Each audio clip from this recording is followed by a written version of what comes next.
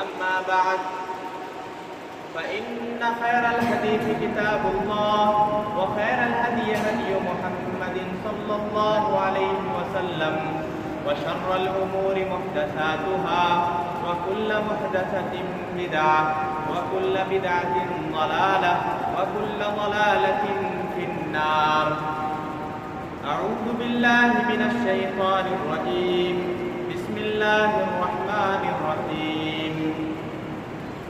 يا أيها الناس اتقوا ربكم الذي خلقكم من نفس واحدة وخلق منها زوجها وبث منهما رجالا كثيرا ونساء واتقوا الله الذي تساءلون به والأرحام إن الله كان عليكم رقيبا.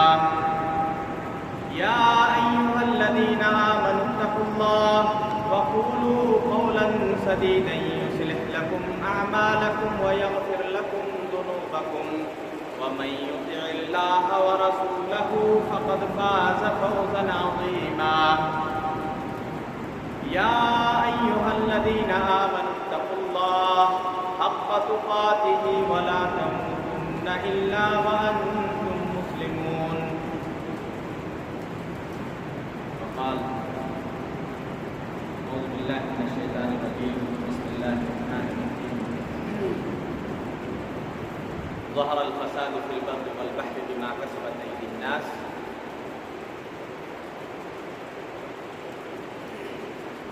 محترم حاضرین جماعت، اللہ تعالیٰ کا شکر ہے کہ اللہ تعالیٰ نے ہمیں اس دین کا حامل بنایا جس دین کو اللہ رب العزت نے سب سے زیادہ پسند کیا.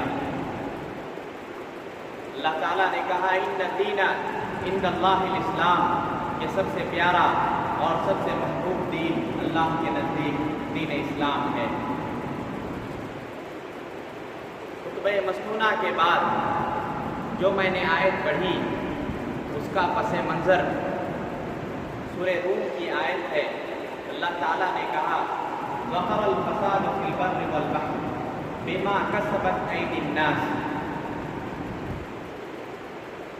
کہ بر و بحر میں فساد برپا ہو گیا لوگوں کے کاموں کی وجہ سے، لوگوں کے اعمال کی وجہ سے. محترم حاضرین، یہ آیت اس فساد کی طرف اشارہ کرتی ہے جو روم اور ایران کی جنگوں کے دوران جو فسادات برپا ہو گئے تھے، اور اس وقت جو بے چینی کا عالم تھا، جو حالات بد سے بدتر ہوتے چلے جا رہے تھے، اس کی تصویر پیش کرتے ہوئے یہ آیت اللہ تعالیٰ نے سورہ روم میں نازل کی. اس آیت کی روشنی میں میرا موضوع سخن ہے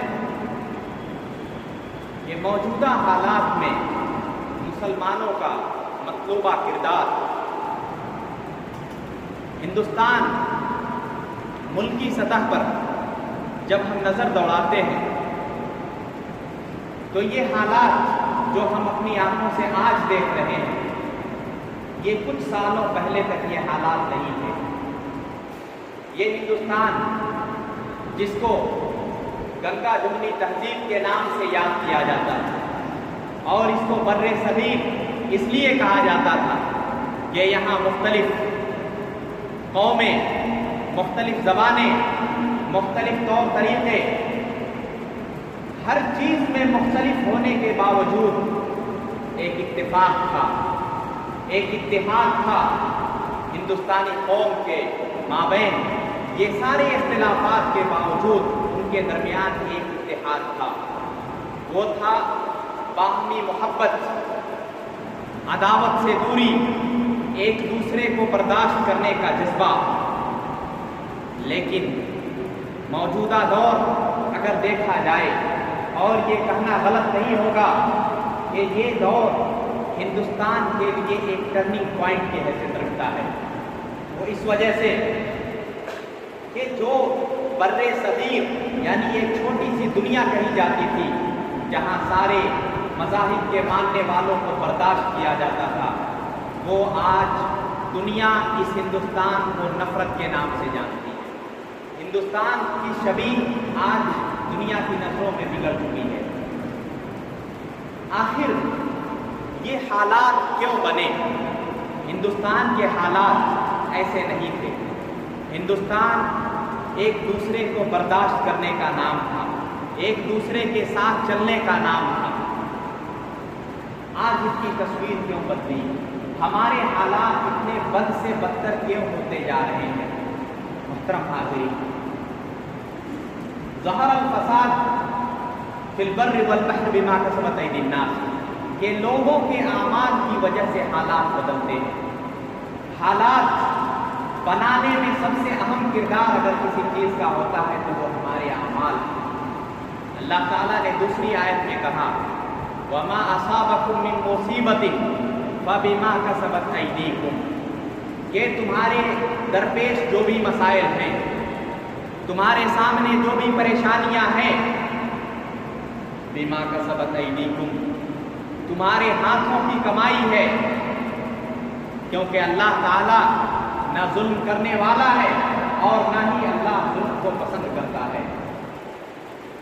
محترم حاضرین، آج ہمارے حالات اتنے بدتر ہوئے، آج ہمیں ہندوستان میں اقلیت، سب سے بڑی اقلیت ہونے کے باوجود ہمیں ایسے ناموں سے موسوم کیا جاتا ہے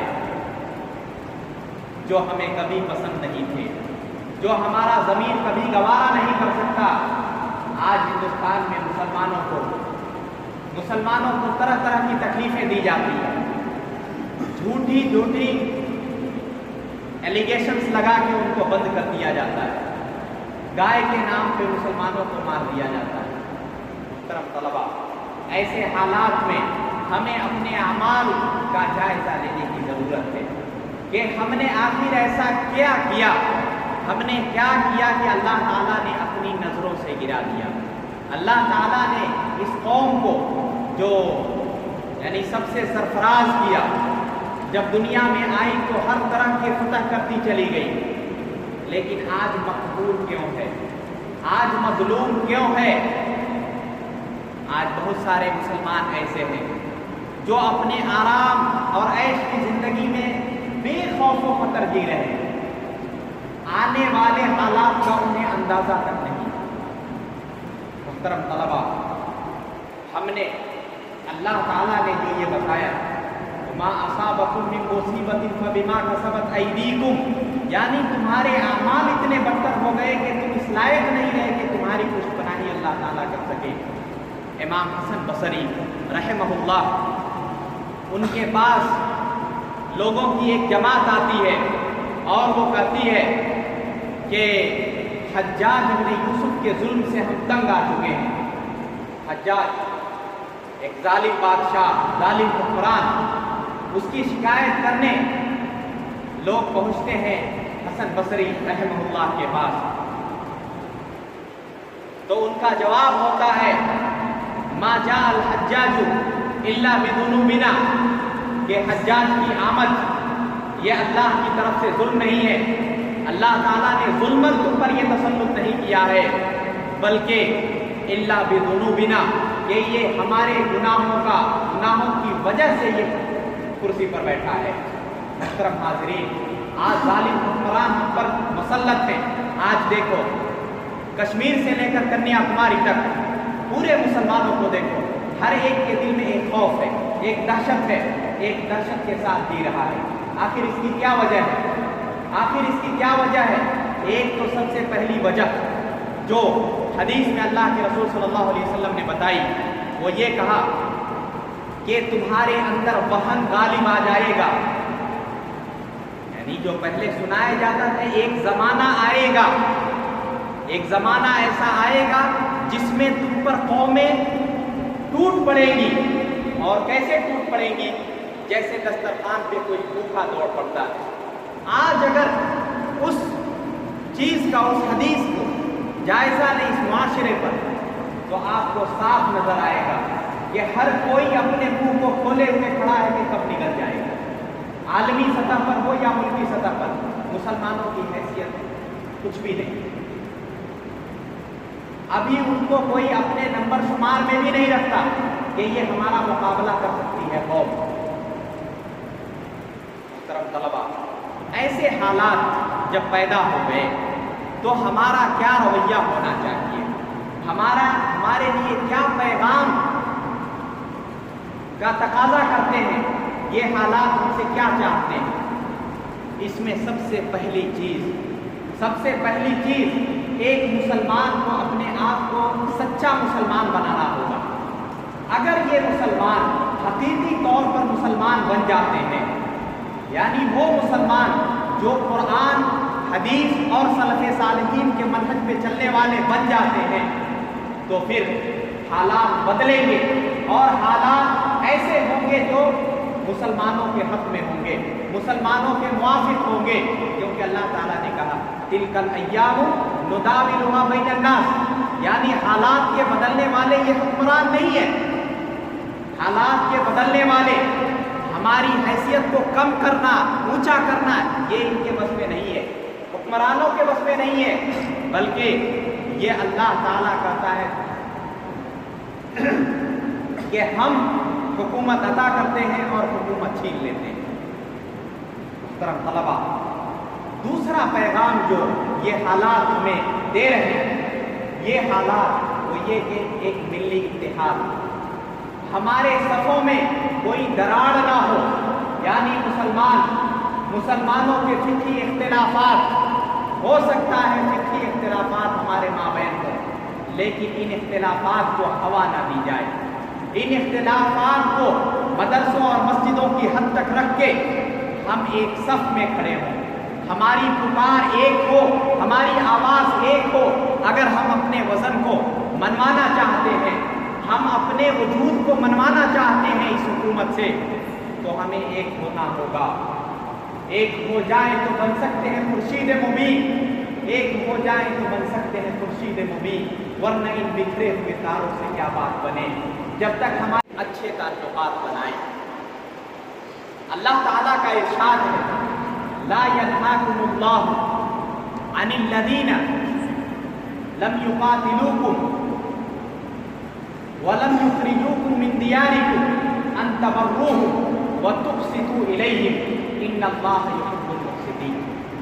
اللہ تعالیٰ نے کہا کہ اللہ تمہیں نہیں روکتا ہے اس نے سلوک کرنے سے، اللہ تمہیں نہیں روکتا ہے ان کے ساتھ اس نے سلوک کرنے سے جنہوں نے تمہیں اپنے گھروں سے نہیں نکالا، جنہوں نے تم سے خطاب نہیں کیا، ان کے ساتھ اس نے سلوک کرنے سے اسلام نہیں روکتا، انصاف کرنے سے نہیں روکتا، بلکہ ان اللہ یحب المقسطین، کہ اللہ تعالیٰ انصاف کرنے والوں کو پسند کرتا ہے. محترم حاضرین، یہ اس آیت سے ہمیں یہ دلالت ملتی ہے کہ ہم اپنے غیر مسلمین بھائی جو اس ملک میں جن کی اکثریت ہے، ان میں سے بھی دو گروہ ہیں. ہندوؤں کا ایک بڑا طبقہ ایسا ہے جو مسلمانوں سے اچھے تعلقات رکھنا چاہتا ہے، جو رواداری کے ساتھ پرسکون زندگی گزارنا چاہتا ہے، جن کو مسلمانوں کے اخلاق پسند ہیں، مسلمانوں کی تعلیمات پسندیدہ ہیں، وہ ہم سے اچھے تعلقات رکھنا چاہتا ہے، جن کے بارے میں اللہ تعالیٰ نے کہا کہ ان کے ساتھ تم اچھے سلوک کر سکتے ہو. اللہ کے رسول صلی اللہ علیہ وسلم نے جب مکہ سے مدینے کی طرف ہجرت کی، اس وقت کون سی قومیں وہاں آباد تھی؟ وہاں پہ موجود قومیں یہود تھی. یہود کے بارے میں اگر سب سے بحیثیت قوم سب سے خبیث قوم کوئی تھی اور ہے تو وہ یہود ہے. اسی لیے اللہ تعالیٰ نے کہا وَلَتَجِدَنَّ أَشَدَّ النَّاسِ عَدَاوَةً لِلَّذِينَ آمَنُوا الْيَهُودَ وَالنَّصَارَى. آمنوا اليہود، اللہ تعالیٰ نے کہا کہ سب سے زیادہ مخالفت میں سخت کسی کو پاؤ گے تو وہ یہود ہے، یعنی اس سے زیادہ شرکس کوئی قوم نہیں ہے. لیکن اللہ کے رسول نے ہجرت کے بعد ان کے ساتھ کیا معاملہ کیا؟ اللہ کے رسول نے ان کے ساتھ معاہدہ کیا اور معاہدہ کر کے کہا کہ تمہارا بھی حصہ ہے، ہمارا بھی حصہ ہے، اور ہم دونوں مل کر اس کی زندگی کو پرسکون بناتے ہیں. یہ معاہدہ کیا اور یہ پیغام دیا ہر اس مسلمان کو جو اقلیت میں کہیں بھی رہتا ہے غیر مسلمین کے ساتھ، یا اکثریت میں جو غیر مسلمین، ایسے غیر مسلمین کے ساتھ جو کہ لڑتے نہیں، جو رواداری کے ساتھ چلنا چاہتے ہیں۔ رہ گئی ان تنظیموں کی بات جو ہماری مخالف ہیں، جو تشدد پسند قومیں ہیں، جو انتہا پسندی پر اترتی ہیں، جو ہمیں یکسر قبول کرنا ہی نہیں چاہتی، جو یہ کہتی ہے کہ تمہارا ہندوستان میں حصہ ہی نہیں ہے، تمہارے ہندوستان میں رہنے کا کوئی حق نہیں ہے، ان قوموں کے ساتھ ہمارا کیا رویہ ہو؟ ان قوموں کے ساتھ بھی اللہ تعالیٰ نے بتایا ادفع باللتی ہی احسن فاذا الذی بینک وبینہ عداوہ فاذا الذی بینک وبینہ عداوۃ کأنہ ولی حمیم۔ یہ تمہارا رویہ ایسی قوموں کے ساتھ جو تمہاری مخالف ہے، ہر وقت تمہاری مخالفت کرتی ہے، ان قوموں کے لیے کہا کہ تمہیں انتہا پسندی کا جواب اسی طرح نہیں دینا ہے، بلکہ سوچ سمجھ کر اور صبر سے کام لیتے ہوئے اس کا جواب دینا ہے۔ ویسی قابلیت اپنے اندر پیدا کرنی ہے جس کے ذریعے ہم اس کا منہ توڑ جواب دے سکیں، لیکن مقابلے کی شکل کبھی شریعت نے نہیں بتائی۔ شریعت نے ایسے حالات میں جب ہم اقلیت میں ہیں، شریعت نے نہیں کہا کہ تم جا کے لڑ گر جاؤ یا کچھ ایسے طریقے اپناؤ جس کا خسارہ خود تمہیں اٹھانا پڑے، بلکہ کہا کہ تم اسے جو تمہیں بددعائیں دیتا ہے اسے دعائیں دو، جو تمہیں گالی دیتا ہے اسے بدلے میں گالی نہیں دینا بلکہ اسے سمجھانا ہے۔ یہ طریقہ اسلام تمہیں بتاتا ہے۔ محترم حاضرین، ایک چوتھا تقاضا جو ان حالات میں ہمیں اپنانا چاہیے، جو طریقہ اپنانا چاہیے، وہ یہ ہے کہ اسلام کی سچی تصویر ہم پیش کریں۔ اسلام کی سچی تصویر پیش کرنا یہ ہماری ذمہ داری ہے۔ اسلام کے طریقے کو پیش کرنا یہ ہماری ذمہ داری ہے۔ آج اگر ہم دیکھیں تو ہم پر ظلم کرنے والے یا وہ اس کے مجرم ہیں یا مجرم وہ خود مسلمان ہیں جنہوں نے اپنے طریقے ایسے پیش کیے جس کو دیکھ کر غیر مسلموں نے یہ سمجھا کہ اسلام ایسا ہی ہے۔ محترم حاضرین، اگر ہم یہ کہتے ہیں کہ ہمارا اسلام کتابوں میں محفوظ ہے تو محفوظ ہے، لیکن ہماری زندگیوں غیر مسلمین ہماری زندگیوں کو پڑھتے ہیں، ہماری کتابوں کو نہیں پڑھتے، ہمارے چال چلن کو دیکھتے ہیں، ہماری کتابوں کو نہیں دیکھتے۔ ایسے حال میں، ایسے حالات میں اگر ہم اسلام کی سچی تصویر پیش کریں تو پھر غیر مسلمین ہمارے آداب سے، ہمارے اخلاق سے وہ اتنے متاثر ہوں گے کہ پھر کبھی مخالفت میں کھڑے نہیں ہوں گے۔ آپ دیکھیں کہ جب بھی تشدد پسندی کا ماحول پیدا ہوا، یہ ہندوستان کی تاریخ کہ جب بھی یہ قومیں بجرنگ دل وغیرہ جب آگے بڑھی، جب ہماری مخالفت کرنا شروع کی، تو اس وقت ایک چیز نظر آتی ہے کہ جو دلت قومیں ہیں جن پر اسی طرح ظلم ہوا جس طرح مسلمانوں پر ہو رہا ہے، اور جب بھی مسلمان اور دلت آپس میں قریب ہوئے، یہ انتہا پسند جو جماعتیں ہیں ان کی سازشیں ناکام ہوئی۔ اگر ہم اپنے اخلاق پیش کرتے ہیں، ہم اپنی سچی تصویر جو اسلام نے ہمیں بتائی ہے وہ پیش کرتے ہیں، تو دو فائدے ہوں گے اس سے۔ ایک تو مخالفت میں وہ کھڑے نہیں ہوں گے، اور دوسری چیز یہ کہ ان کی اکثریت اسلام قبول کرے گی۔ اگر ہم اپنا وزن پیدا کرنا چاہتے ہیں، اپنی اچھے اخلاق پیش کر دیتے ہیں، تو پھر یہ قوم ہماری اہمیت کو سمجھے گی۔ ہندوستانی اقوام جو ہماری مخالف ہے وہ ہماری اہمیت کو سمجھے گی۔ اس کی مثال میں دیتا ہوں۔ مکے کے مشرکین جب مسلمانوں وہ پوری طرح انہوں نے ارادہ بنا لیا کہ اب مسلمانوں کو یہاں رہنا نہیں ہے، ہم مکے میں مسلمانوں کو قبول نہیں کریں گے۔ سارے سردار اس بات کو متفق ہو گئے کہ مسلمانوں کو مکے سے نکلنا ہی ہوگا۔ ایسے وقت میں حضرت ابو بکر رضی اللہ عنہ وہ نکلتے ہیں تو ان کی ملاقات ہوتی ہے ایک قوم کے سردار ابن دغنہ سے۔ وہ پوچھتا ہے کہ کہاں جا رہے ہیں؟ تو کہا کہ تمہاری قوم نے مجھے تکلیف پہنچائی ہے، مسلمانوں کو عبادت کرنے سے روکا ہے، میں تمہارے اس وطن کو چھوڑ کے جا رہا ہوں۔ تو ابن دغنہ نے کہا مثلک لا یخرج ولا یخرج، کہ آپ جیسے شخص نہ اپنے من سے نکل سکتا ہے اور نہ ہی کسی کی ہمت ہے کہ اس کو نکال سکے، کیونکہ وہ شخص روادار تھا اور وہ یہ جانتا تھا کہ ایسے شخص کا قیام ہمارے معاشرے میں فخر کا باعث ہے، اس کا جانا ایک بڑے سرمایے کا چلا جانا تھا، کیونکہ حضرت ابو بکر نے اپنی شخصیت کو ایسا بنایا ہے۔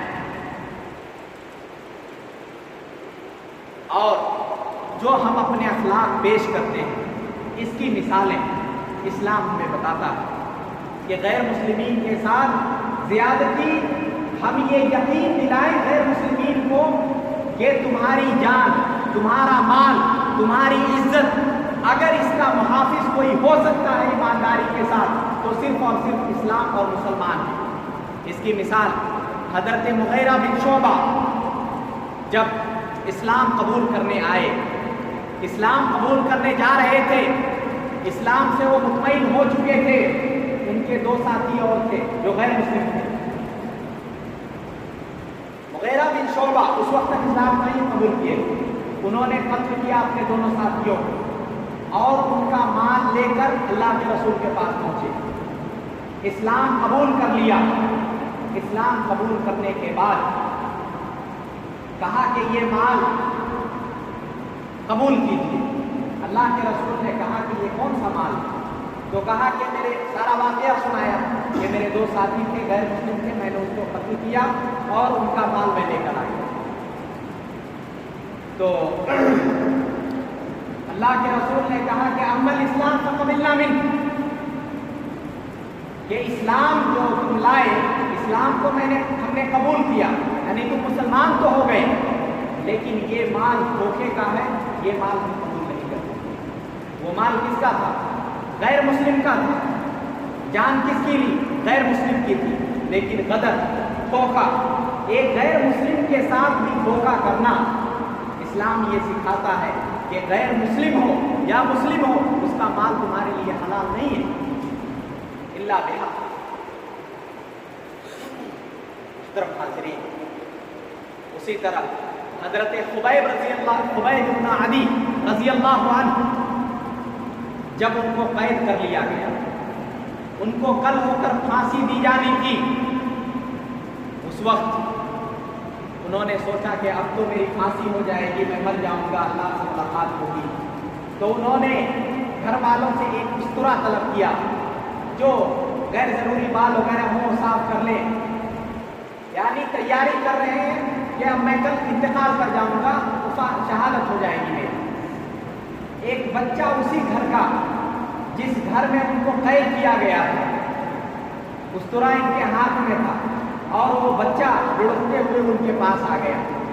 اس بچے کو شفقت سے انہوں نے اٹھایا حضرت خبیب نے۔ اسی وقت اس بچے کی ماں نے ان کو دیکھا تو ماں نے یہ سوچا کہ اس کو تو کل پھانسی دی جانی ہے، اب یہ بچے کو قتل کر دے گا۔ وہ چیخ اٹھی تو حضرت خبیب نے کہا کہ کیا تم یہ سمجھتی ہو کہ تمہاری دشمنی کا بدلہ اس معصوم بچے سے میں دوں گا؟ ایسا کبھی نہیں ہوگا کہ ایک مسلمان کسی معصوم کا قتل کرے، ایسا نہیں ہو سکتا۔ ایک مسلمان کسی ایسے شخص کا قتل کر دے جو ناحق کو ایک مسلمان نہیں کر سکتا، اور پھر اس کو پیار سے کھلاتے رہے، پھر اس کو واپس کر دیا۔ یہ اسلام کہ ماننے والے سچی تصویر پیش کرنے والوں نے پیش کی ہے اسلام کی چھوی غیر مسلموں کے سامنے. اور ایسے اخلاق پر کون فدا نہ ہو جائے, کون فدا نہیں ہو جائے گا اسلامی اخلاق اگر ہم اپنائیں تو. وہ شخص جو ہم سے دشمنی کرتا ہے وہ ہمارا سچا دوست بن سکتا ہے اگر ہمارے اندر وہ اخلاق آ جائے, وہ اطوار جو ہم سے اسلام چاہتا ہے, جو ہم سے شریعت چاہتی ہے, تو پھر ہمارا مخالف بھی ہمارا دوست ہوگا. اس ماحول میں موجودہ دور میں مطلوبہ کردار میں ایک کردار یہ بھی ہے, اور یہ خصوصاً طلباء کے لیے میں یہ پیغام دینا چاہوں گا کہ اس ملک کے دستور کا جاننا یہ وقت کی اہم ضرورت ہے. جس ملک میں ہم رہتے ہیں, جس ملک میں ہم کھاتے پیتے سوتے زندگی گزار رہے ہیں, اس ملک کے قوانین کو جاننا ازحد ضروری ہے. اور یہ بات جان رکھیں کہ اس ملک کی حکومت بھلے ہی غیر منصفانہ ہو, ظالم ہو, لیکن اس ملک کا قانون وہ منصف ہے, منصفانہ تقسیم کی گئی ہے. اس ملک کا قانون انصاف پسند ہے. بھلے ہی یہ حکومت ظالم ہے لیکن قانون ظالم نہیں ہے. اس لیے اس دستور کا جاننا, اور جس شخص نے بھی ان دستور کو جانا, ہندوستانی دستور کو پڑھا وہ سر اٹھا کر جی سکتا ہے, اپنے حقوق کو جانتا ہے, اپنے حدود کو جانتا ہے کہ اسے کیا کرنا چاہیے, کیا نہیں کرنا چاہیے. اس ہندوستان میں رہتے ہوئے اس قانون کی پابندی کر سکتا ہے وہ قانون کو جاننے کے بعد. محترم طلباء, ہندوستان جو مسلمان ہیں, مسلمانوں کی ایک ایسی صفت ہے جو صفت ممدوح نہیں ہے. وہ یہ کہ ہر کوئی, جیسے مثال کے طور پر آپ کے معاشرے میں کوئی ایک انجینئر بن جاتا ہے اور وہ کامیاب ہو جاتا ہے, پورا معاشرہ یہ سوچتا ہے کہ میرا بیٹا بھی انجینئر ہو, میرا بیٹا بھی انجینئر ہو. یہ ایک جھنڈ کی طرح چلنے کی عادت ہے ہماری. جن گوشوں پہ ہماری نگاہ نہیں ہے وہ یکسر ختم ہو جاتی ہے, ان گوشوں پر ہماری نگاہ جاتی ہی نہیں. اگر کوئی ڈاکٹر بن گیا, کامیاب ہو گیا, تو سب لوگ یہی سوچتے ہیں کہ ہمارے بیٹے بھی ڈاکٹر ہوں. لیکن ضرورت اس بات کی ہے کہ قانون پڑھنے والے بھی ہمارے طلباء ہوں, دستور کو جاننے والے ایسے وکیل ہوں ہماری صفوں میں جو ہمارے مشاکل کو حل کر سکے اور جو ہمارے مشکل اوقات میں کام آ سکے. آخر میں اللہ سے یہ دعا کروں گا کہ اللہ تعالیٰ ہمارے حالات کو اچھے کرے اور جو حالات کے تقاضے ہیں ان تقاضوں کو اپنے اندر پورا کرنے کی توفیق عطا فرمائے. آمین. وآخر دعوانا الحمد للہ رب العالمین. بارک اللہ لنا ولکم فی القرآن العظیم ونفعنی وإیاکم بالآیات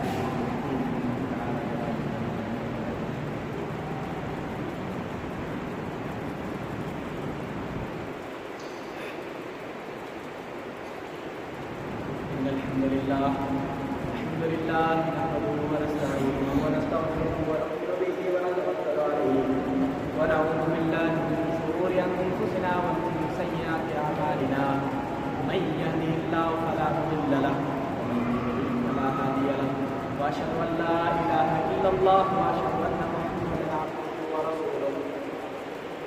اللهم صل على محمد وعلى ال محمد كما صليت على ابراهيم وعلى ال ابراهيم انك حميد مجيد. اللهم بارك على محمد وعلى ال محمد كما باركت على ابراهيم وعلى ال ابراهيم انك حميد مجيد. ان الله وملائكته يصلون على النبي يا ايها الذين امنوا صلوا عليه وسلموا تسليما. ان الله يأمركم بالعدل والإحسان وإيتاء ذي القربى وينهى عن الفحشاء والمنكر والبغي يعظكم لعلكم تذكرون. اذكروا الله يذكركم وادعوه يستجب لكم ولذكر الله أكبر.